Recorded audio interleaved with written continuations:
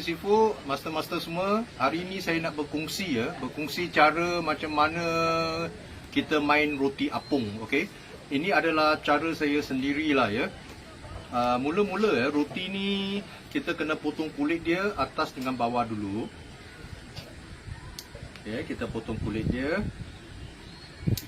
So yang dekat kiri dengan kanan ni kita biarkan sajalah ya. Kita biarkan saja. Lepas itu kita akan potong secara memanjang. Roti biasanya boleh potong dalam 4 bahagian ya. Maksudnya 1 2 3 4 atau 5 lah ya. Ini saya potong 5 pasal roti ni ada besar sikit ya. Roti ni kadang-kadang dia jenama lain-lain dia ada besar kecil sikit. Kalau roti sedap tu dia kecil sikit, jadi kita boleh potong 4 je. Lepas itu melintang macam ni ya, menegak macam ni, kita potong lagi 5 lah. Tak perlu terlalu ukur tak perlu gunakan pembaris untuk buat ukuran ke apa-apa, tidak perlu. 2 3 4. Dia akan jadi cube macam ni ya. Okey. So bila dah jadi cube macam ni, saya dah ada sediakan ini yang saya sudah potong. So cara ini untuk ikan patin dia amat berbisa ya untuk ikan patin.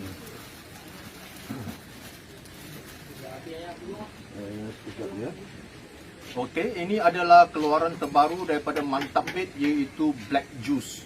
Saya sudah menjelajahi banyak tempat menggunakan kaedah yang sama dan dia punya result dia memang sangat-sangat baik. Okay, apa yang kita buat? Kita cuma ambil black juice tuang dekat atas. Tapi masa kita tuang tu kita kena agak lah ya. Satu botol black juice adalah 100 ml, boleh digunakan untuk 5 buku roti, okey. Jangan terlalu banyak. Kalau terlalu banyak nanti dia akan menjadi basah. Ya, terlalu basah. Okey. Simple saja, tidak perlu peram, masuk benda lain semua tidak perlu Ini amat mudah. Sekejap Lepas tu kita goyang je lah. Saya akan gunakan satu lagi supaya mudahkan dia. Saya buat macam ni.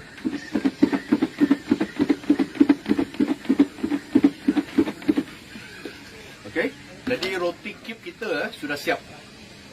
Zoom in je. Roti cube kita sudah siap. Okay, nanti saya akan sambung lagi satu bahagian macam mana kita nak cangkukkan roti cube ini pada mata kail lah ya. Okey, terima kasih. Roger dan out ya.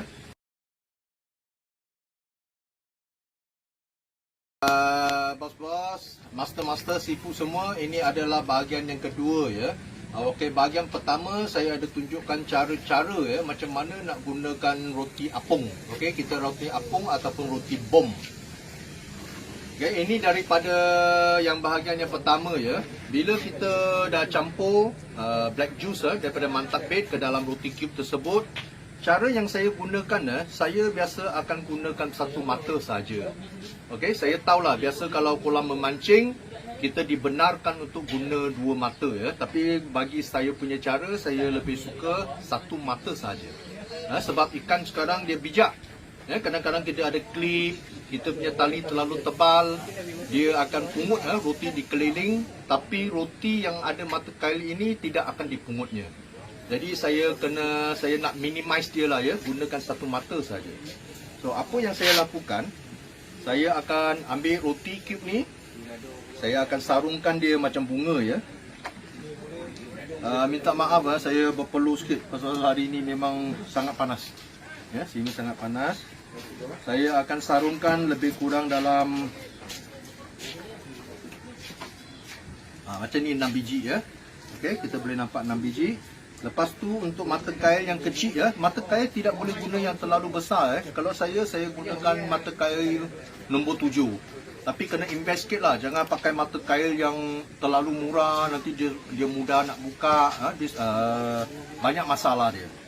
Okey. So apa yang kita buat, saya akan sarungkan macam ni. 2 biji dekat mata kail. Dan yang dekat sini saya akan biarkan saja saya tidak tekan dia, saya akan biarkan macam ni. Dan tangan sebelah saya akan pegang segenggam, saya akan ambil segenggam roti, yang ini saya akan letak dekat atas. Okey, mata kail dekat bahagian bawah ya. Kita boleh lihat daripada sini. Okey, dan satu lagi kita akan ambil segenggam kecil lagi dan tempek dekat atas. Okey, bila tempek ini ini kena skill sikit lah ya. Bila kita tekan tu, kita tak boleh terlalu kuat. Bila kita terlalu kuat, roti itu dia tidak akan pecah dalam air. Okey, dia ambil masa yang lama sikit lah. Jadi bila kita kompres macam ni ya, kena berpusing sikit dengan tekanan yang sederhana saja. Boleh buat balingan jauh, tidak risau. Sebab mengapa? Black juice ya, dia punya ingredient ni, dia ada sedikit macam melekit tau. Jadi bila kita gunakan pellet ataupun kita gunakan roti cube, tidak ada masalah. Ya, dia akan melekat. Okey, ini satu daripada dia punya kebaikan lah ya. Sudah siap. Okey, ini adalah roti apung ataupun nama dia roti bom. Okey, sekian, terima kasih ya. Nanti saya akan tunjukkan cara balingan untuk bahagian yang ketiga.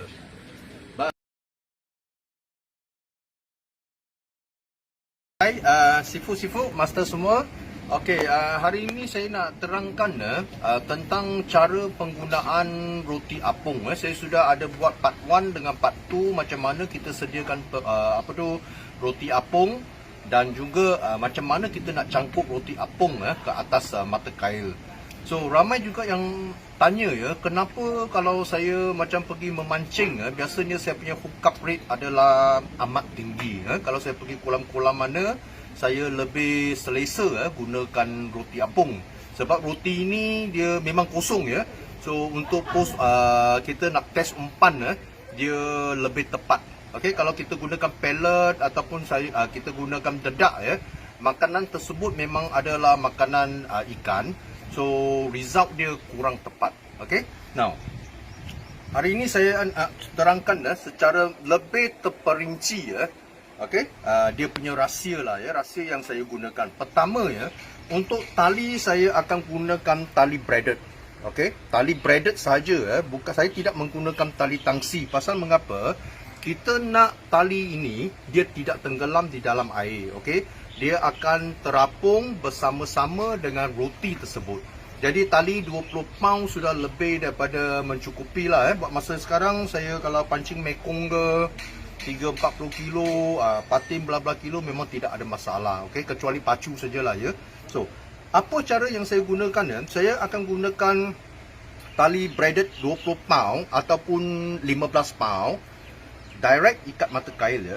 Okey, now mata kail yang saya gunakan selesa saya gunakan adalah gamat kasu ya. Sebab mengapa gamat kasu ini dia punya diameter amat halus, dia tidak tebal dan dia teramat kuat dan tajam. Okey, so nombor 7 bila kita memancing, kalau menggunakan roti apung, tolong jangan gunakan mata kail yang terlalu besar.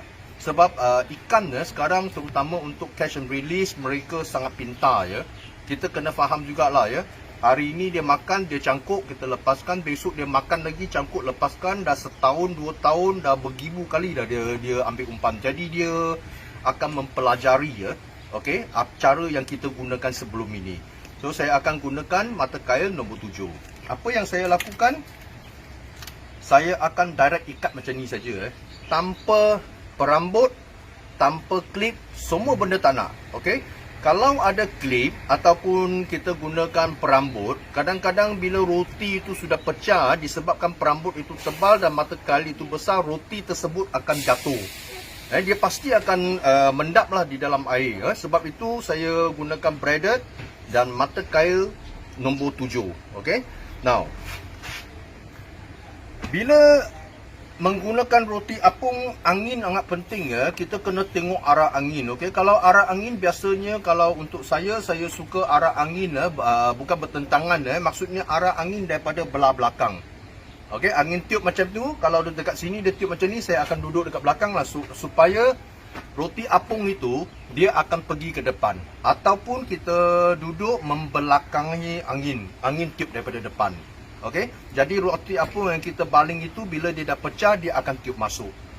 Cuba elakkan angin kita duduk bila angin bertiup daripada kiri ke kanan ataupun kanan ke kiri.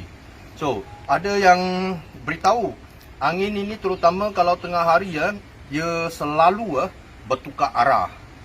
Takkan dah sekejap nak duduk sini, sekejap nak pindah macam tu. So, apa yang kita boleh gunakan, kita boleh gunakan, bagi saya lah ya, saya punya cara, saya akan gunakan batu hidup yang kecil saja. Tidak perlu besar ya, sebab bila tali braided 20 pound, dia sangat halus.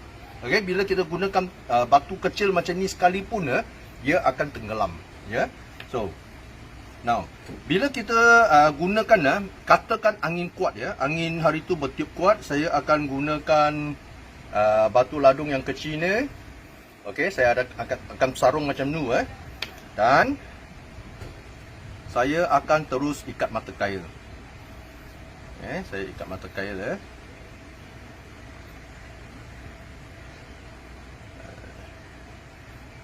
Ini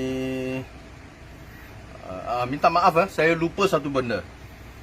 Now, bila kita gunakan minta maaf saya lupa bila kita gunakan batu ladung ni yang hidup dan direct kepada mata, biasanya dia akan macam ni bila kita baling, roti tersebut akan terapung dekat atas, batu ladung ini akan turun.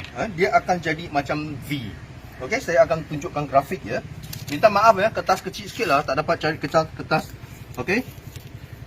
So, katakan kita ada dekat sini ini adalah air, okey. Ini adalah air. Ini adalah air. Bila kita gunakan batu ladung hidup dengan roti apung, bila dibaling tali itu biasanya akan macam ni. Dia akan jadi V. So, sini ada umpan lah. Ini adalah umpan kita. Jadi dia jadi macam ni. Masalah bila ada batu ladung, kalaulah kedalaman kolam tersebut agak dalam, ikan bila dia nak strike roti ini, dia mesti nak kena tarik batu ladung ini naik ke atas. Maksudnya tali ini macam V lah kita baling, masuk air, bila dah biar seketika, batu ladung itu akan turun. Dia macam V. So bila ikan tu nak tarik daripada belah sini, tali itu teramat panjang, jadi hookup rate kita akan terjejas. Dia pasti akan terjejas pasal tali itu sudah V. Kecuali kalau tak ada angin, kita pakai direct line tanpa batu, dia mudah. Sebab mengapa? Tali itu terapung di atas air. Bila ikan makan saja, dia instant strike. Terus kita panggil istilah pacak lah. Kalau ada batu, dia ada slow sikit pasal dia V. So apa yang kita lakukan, bos-bos boleh cari pelampung jenis macam ni, okey, yang berlubang sebab saya tak gunakan klip. Kita cuma masukkan tali dekat dalam sekejap sudah tua lah, mata pun tak nampak sangat. Sorry okey, saya cuba pakai cara macam ni. Okey, saya akan masukkan batu dulu supaya batu ni boleh bergerak, dan saya akan masukkan pelampung saya sebelum saya ikat mata kail. Okey, lepas tu saya akan ikat mata kail sekarang